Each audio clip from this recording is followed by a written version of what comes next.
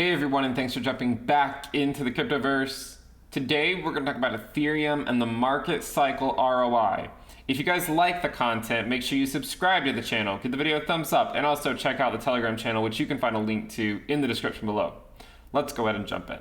So the market cycle ROI is generally something we typically discuss with Bitcoin. However, I do like to show updates on where we are with Ethereum as well. In this video, we've broken it up into the sub-market cycle ROI as well, which we've looked at in the past. The last time we made a video on this, or maybe the 2 times ago, we said the data suggests that there's a decent probability that the current run by Ethereum is not the run that gets us to 10K, but still the run that could get us to 10K is still very likely within this cycle. And maybe not exactly 10K, I mean, it could be 10K plus or minus a couple K, right? What's a few K among friends? But it's that this entire market cycle could theoretically get us there, but that sub-cycle where it just shoots up over the last year, it was very unlikely to do so. And we're gonna go show you why that was the case, why we said it back then, and what we need to be looking out for as we continue to navigate the market cycle.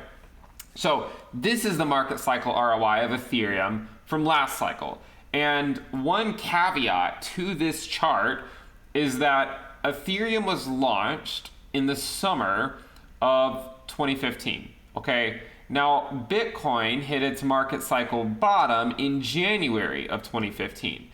Therefore, the market cycle ROI from market cycle bottom for Ethereum can only really come starting 8 months after Bitcoin's ROI hit a bottom, or the market cycle hit a bottom.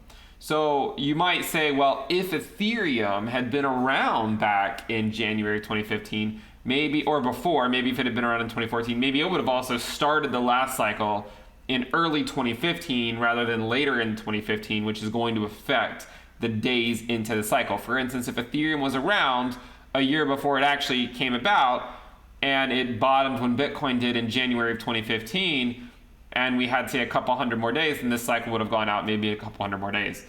The counterpoint to that is if Ethereum had existed sooner, maybe it would have changed everything altogether, because you could argue that the ICO boom of 2017 and the idea that people could just launch launch their own cryptocurrency very, very easily helped spark interest in the space. It also led to a lot of scams and whatnot, but remember, this is what has sparked interest into the space. In regards to ICOs, you always have to be careful with those, right? You always have to be careful with those because it's easy for people to just take your money up front and then they don't necessarily always follow through with it, okay? So be careful with that. That's just one side point.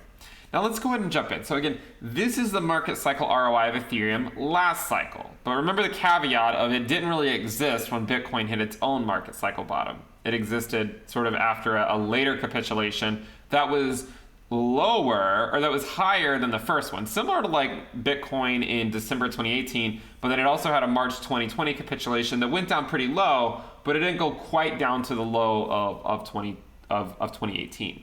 So if you just show that for Ethereum, it looks something like this with the market cycle ROI. But remember, the first year and a half of this one didn't really do anything, similar to what we saw happen the cycle before with Bitcoin, where there was a period of over a year and a half where it didn't really do anything. And that's why later on we'll just measure the cycle ROI. Later on in the video we'll show it as just measured from that point when we actually started doing something similar to the last cycle, not this part where we more or less just went sideways for a year and a half before actually entering into a bull market.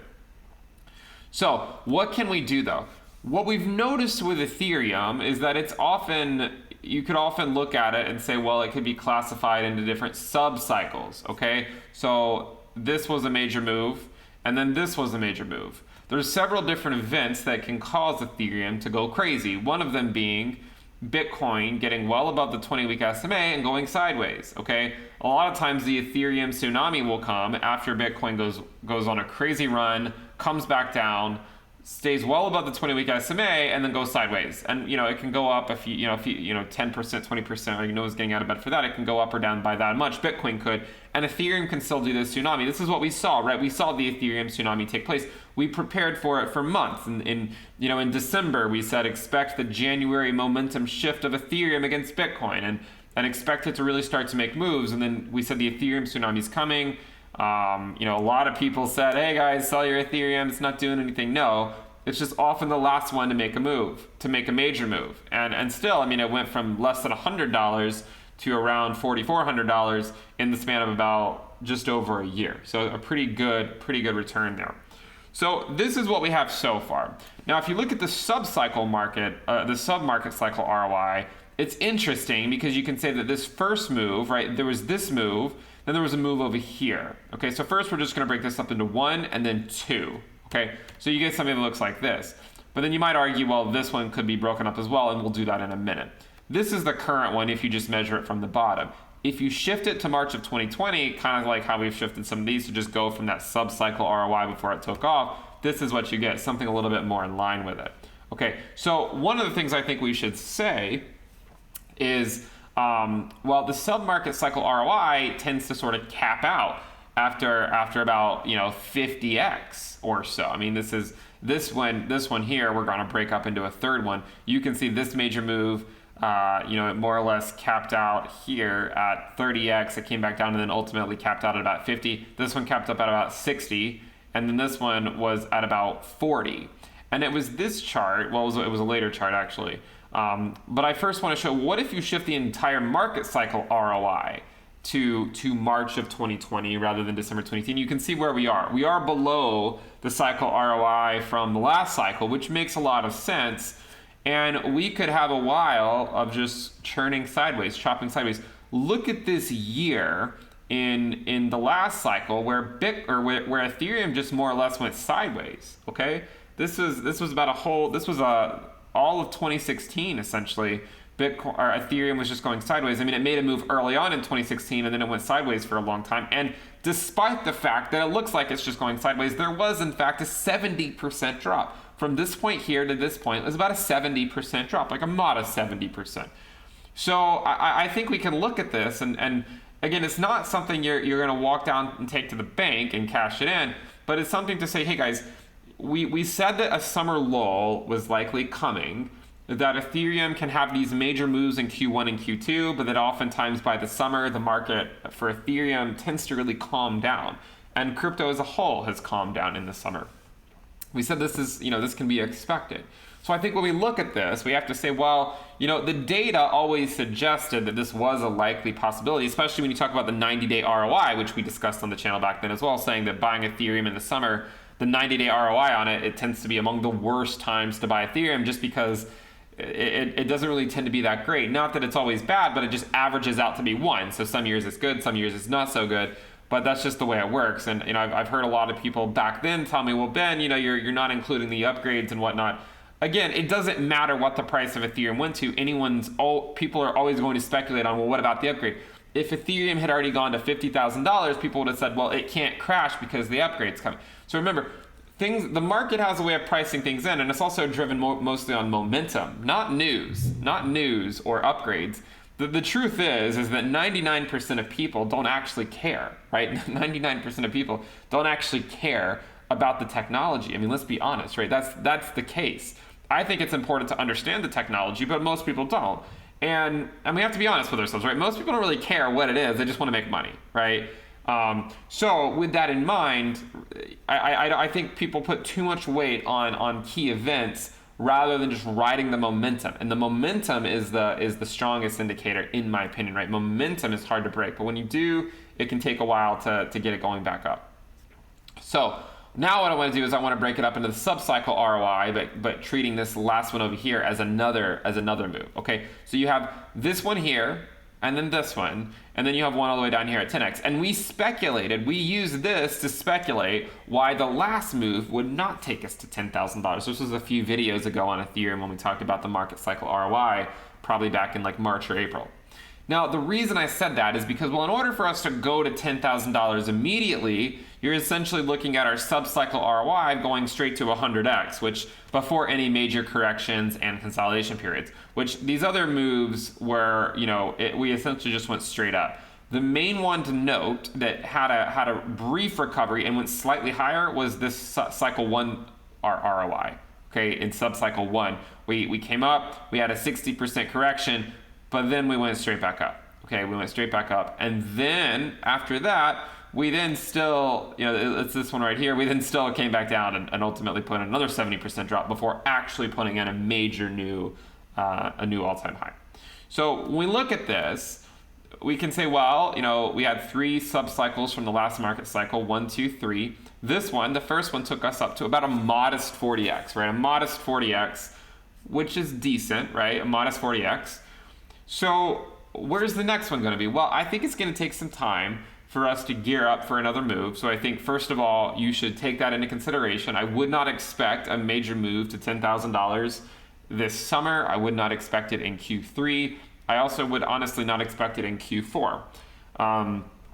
I think that we have a ways to go where we need to really either get used to the current prices, right? I mean, trending sideways for a year. And when I say sideways, I don't mean it has to stay at like $2,100. It could be range bound between, say, $1,000 to $3,000, but you're essentially getting accustomed to the new normal. So I think we need some time at these higher price valuations. Remember, we spent a lot of time at a couple $100s. We had 2 years where we were essentially testing the $200 mark. So expect a little bit of movement sideways, right? Plus or minus $1,000 or so is what I would say for a while before we can really gear up for another move that could have any chance, in my opinion, of taking us to $10,000. Now, what could the next sub-cycle ROI look like? Well, one idea is, while maybe we go sideways for a while and then maybe in 2022, or maybe we get lucky and it happens in 2021, we start moving up again. Well, it depends on where we start from, right? I mean, if we start from $2,000, then we only need to do a 5x before going to 10K. If we go down to $1,000, then a 10x would still take us to 10K, similar to this sub-cycle ROI over here that did a 10x after we had already put in, a 50x and a 60x earlier in the cycle, that then came back down, consolidated, and then we did another 10x. So even if we went down to $1,000, we could still do maybe a 10x later on in the market cycle and then make it to that coveted $10,000 price. But anyways, I just wanted to give this update because I think it's interesting following the market cycle ROI for Ethereum and recognizing that it's not always just straight up. You can have 60 to 70% corrections that we talked about, and now you see it transpire. We can have periods where the market calms down for a long time. Hey, when the market calms down, it gives you time to do other things, right? I mean, whether it's learning about what you're actually investing in, whether it's doing something besides crypto, whether it's mindlessly accumulating whatever crypto you want, it gives you time to actually think, come up with a strategy. Okay, so this is the time for that.